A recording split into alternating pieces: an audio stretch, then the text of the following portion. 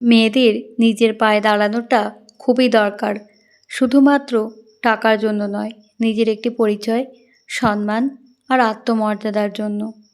নমস্কার বন্ধুরা, কেমন আছেন সকলে? আশা করি সকলে অনেক অনেক ভালো আছেন। আমি সুন্দরবন থেকে সুস্মিতা, ভিলেজ লাইফস্টাইলে সকলকে অনেক অনেক স্বাগত জানাই আবারও একটি নতুন পর্বে।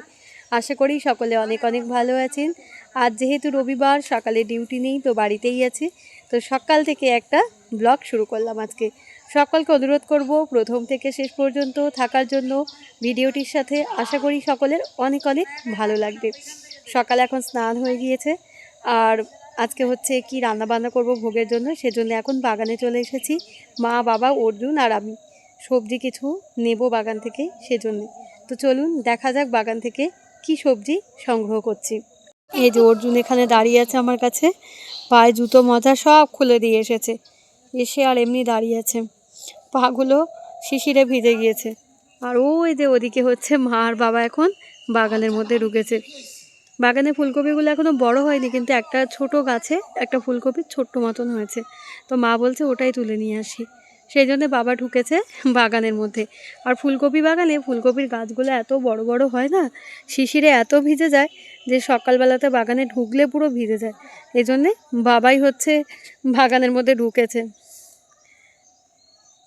আর ওই যে মা হচ্ছে দাঁড়িয়েছে, আর গাছ থেকে কিছু বিনও নেবো আজকে। এই যে গাছে কিছু বিন হয়েছে, বিনগুলো তুলে নিয়েছে মা আগের দিন, তাও কিছু কিছু আছে, সেই বিনগুলোই তুলবো। আর ওই যে ওখানে বাবা একটা কবি তুলে। গাছে লঙ্কাগুলো কিন্তু বেশ বড় বড় হয়ে গিয়েছে, তাই কয়েকটা লঙ্কাও এদিকে নিয়ে নিচ্ছি। আর ওদিকে মা হচ্ছে গাছে বেগুন তুলছে। আগে আমাদের বাড়িতে প্রচুর বড় বাগান হতো, তখন অনেক বেশি করে বাগান হতো আর সবজি বিক্রি হতো। এখন তো আর বাবা বাইরে কাজ করে বলে সেজন্য এখন আর অত বেশি বাগান করা হয় না। যদিও বা বাগান থেকে সমস্ত সবজি নিয়ে এখন চলে এসেছি ঘরে। আর ঘরে এসেই হচ্ছে প্রথমেই রান্নাঘরটাকে ক্লিন করে নিচ্ছি, এরপরেই হচ্ছে রান্না বসাবো। রান্নাঘরে গ্যাস ওভেন পরিষ্কার না থাকলে আমার আবার মাথাটা ঠিক থাকে না, সেজন্যে প্রত্যেক দিন আমার এটাই কাজ, রাতেই সেরে রাখি।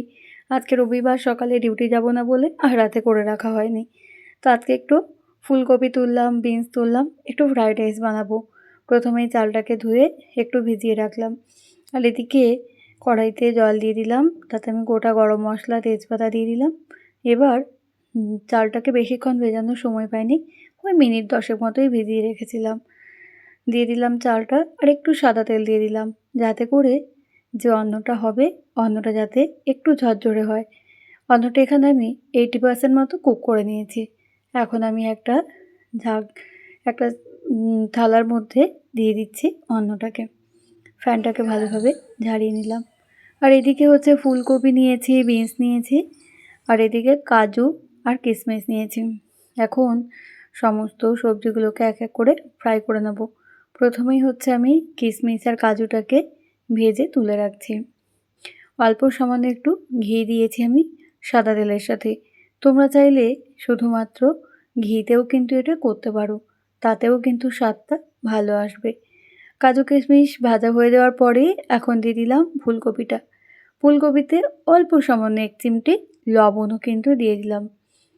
ফুলকপিটা একটু শক্ত আছে, এই জন্য আমি ওপর থেকে একটা ঢাকনা দিয়ে দিয়েছিলাম। ভাজা হয়ে গিয়েছে ফুলকপিটা সুন্দরভাবে। এখন বিনসটাকেও ভেজে নিচ্ছি। বিনস এমনি একটু নরম, সেই জন্য, আর মিষ্টি, সেই জন্য বিনসে খুব বেশি পরিমাণে লবণ লাগবে না, 1 চিমটে দিলে যথেষ্ট। এই দেখো সব সবজিগুলো ভাজা হয়ে গিয়েছে। তোমরা চাইলে কিন্তু মটরশুঁটি, গাজর আর অন্যান্য সবজির সাথে অ্যাড করতে পারো। আমার কাছে যেগুলো ছিল সেগুলোই দিয়েছি। কড়াইতে এখন দিয়ে দিয়েছি সাদা তেল, ঘি, আর তাতে দিয়ে দিলাম গোটা গরম মশলা। এখন অন্নটাকেও দিয়ে দিলাম। অন্নটা কিন্তু খুব ভালোভাবে ফ্যান ঝারিয়ে নিতে হবে। আর দিয়ে দিলাম ভেজে রাখা সমস্ত সবজিগুলোকে। আর এখানে চাইলে তোমরা একটু গোলমরিচের গুঁড়ো অ্যাড করতে পারো। আমি শেষে একটু গোলমরিচের গুঁড়ো অ্যাড করেছিলাম, সেটা যদিও বা ভিডিওর মধ্যে দেওয়া নেই। আর লবণ আর একটু চিনিও কিন্তু অ্যাড করে দিলাম। ব্যাস, তৈরি হয়ে গেল আজকে ফ্রায়েড রাইস। মিনিট 5 মতো ভেজে নিলেই রেডি। আর তার সঙ্গে আমি একটু সবজিও একটা বানিয়ে নেব, একটু বেগুন ভাজা আর কিছু একটা সবজি, আলুর সবজি বানাবো ভাবছি। তো যাই হোক, কেমন লাগলো ভিডিওটা জানিও কিন্তু। আর এই দেখো ভোগও দিয়েছিলাম তারপরে আবার। এই যে সকলে একটু ভোগ দর্শন করো, ভোগ দর্শনে দুর্ভোগ কাটে। আর তারপরে হচ্ছে প্রসাদ পাওয়ার পরে এখন হচ্ছে চলে এসেছি ছাদে। আজকে যেহেতু রবিবার আছে প্রচুর জিনিসপত্র কাচাকুচি করা ছিল, তো এখন রোদ্দুরে দিতে এসেছি। এদিকে মা আজকে অল্প সামান্য একটুখানি বড়িও দিয়েছিল, সেটা দেখো রোদ্দুরে দেওয়া। আর এদিকে ধনে হচ্ছে ধুয়ে রোদ্দুরে দিয়েছে, এটাকে গুঁড়ো করতে হবে। গুঁড়ো মশলাটা শেষ হয়ে গেছে। তো কেমন লাগছে আজকে ভিডিওটা অবশ্যই কিন্তু প্রত্যেকে নিজেদের মূল্যবান মতামত জানাতে ভুলবে না। সকলে ভালো থেকো, সুস্থ থেকো, নিজেদের খেয়াল রেখো, নিজেদের যত্ন রেখো। আর অবশ্যই আমার ব্লগগুলো কেমন লাগছে সেটা কিন্তু জানিও। এই দেখো মাঠের দিকটাতে এখন কিন্তু ধান উঠে গেছে। আর এখন হচ্ছে সন্ধ্যাবেলাতে এখন রান্না করছি, উনুনেই রান্না করছি আজকে। অন্ন করছি আর সয়াবিনের তরকারি করছি।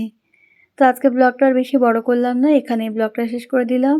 দেখা হবে আবারও নতুন কোনো একটা সুন্দর ব্লগ নিয়ে। ততক্ষণ পর্যন্ত সকলে ভালো থেকো, নিজেদের খেয়াল রেখো। Tata, bye bye. আর আগুনের ধারে দেখো এখানে একটু আমি হাতও সেঁকে গরম করে নিচ্ছি। শীতকালে এই কাজটা কিন্তু খুব ভালো লাগে, তাই নয় কি?